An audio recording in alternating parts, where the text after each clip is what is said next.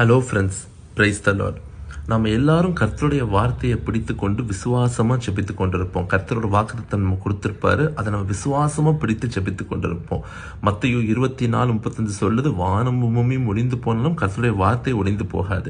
So அவருடைய வார்த்தையில மாற்றமே கிடையாது. ஒரு வசனத்தை நம்ம வாழ்க்கையில கொடுத்துட்டார் அப்படின்னா அதை கர்த்தர் நிறைவேற்றி முடிக்கும் அளவுக்கும் அவர் என்ன மாட்டார், நம்மளை கைவிடவே மாட்டார்.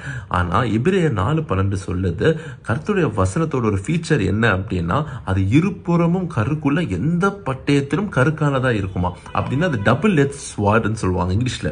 சோ கர்த்தருடைய வசனம் என்ன பண்ணும்னா ரெண்டு சைடும் ஆக்ட் பண்ணும்.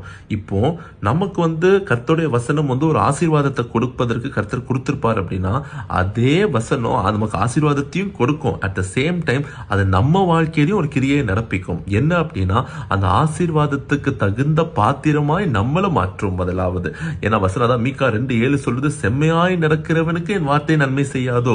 நம்மள முதல் செம்மையாய் நடக்க பண்ணுவார். அந்த வசனம் முதல் நம்ம வாழ்க்கையை சீர்படுத்தினதுக்கு பின்பதாக அந்த வார்த்தையின் ஆசீர்வாதத்தை கர்த்தர் நம்மளை சுதந்திரிக்க பண்ணுவார். அதான் சங்கீதம் 105:19 நம்ம பார்க்கிறோம், கர்த்தர் சொன்ன வார்த்தை நிறைவேறும் அளவும் அவருடைய வசனம் அவனை புடமிட்டது.